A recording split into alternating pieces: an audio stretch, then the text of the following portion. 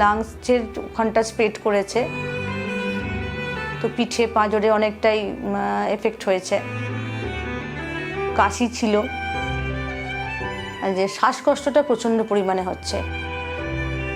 খুব একটা ভালো নেই, খাওয়া দাওয়াও মাঝে মধ্যে করছে, একদিন করতে পারছে না।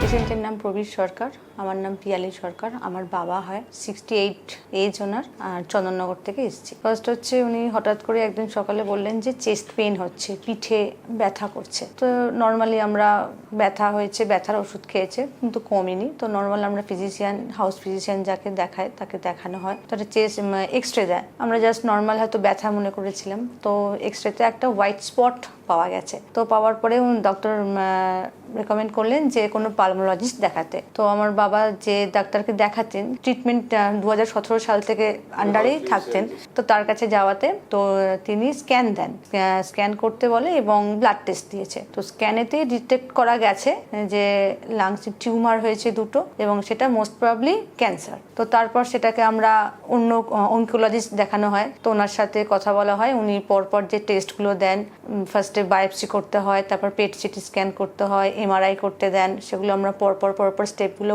করার পরে আমরা বুঝতে পারি যে ওটা মোটামুটি ক্যান্সার হয়েছে, এবং সেটাকে আমরা ডিটেক্ট করা যায়। পেট সিটি স্ক্যানের মাধ্যমে বুঝতে পারি যে কতটা কোন পোর্শনে হয়েছে। তো ওনার লাংসের ওখানটা স্প্রেড করেছে, তো পিঠে পাঁজরে অনেকটাই এফেক্ট হয়েছে। কাশি ছিল, এখন কাশির থেকেও বেশি প্রবলেম হচ্ছে যেটা, যে শ্বাসকষ্টটা প্রচণ্ড পরিমাণে হচ্ছে। পেন হচ্ছিল, পেনটা ব্যথার ওষুধ খেয়ে অনেকটা কম রয়েছে, কিন্তু শ্বাসকষ্টটা প্রচণ্ডভাবেই বেড়েছে। খুব একটা ভালো নেই, খাওয়া দাওয়াও মাঝে মধ্যে করছে, একদিন করতে পারছে না। লিকুইড খাবারটা খাচ্ছিল, কিন্তু এখন একটু নর্মাল ফুড খেতে পারছেন।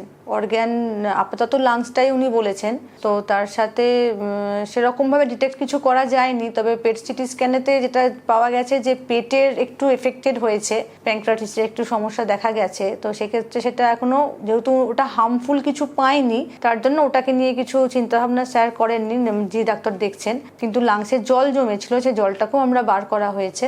আপাতত এইরকমভাবে আছেন উনি, পরবর্তী স্টেজ।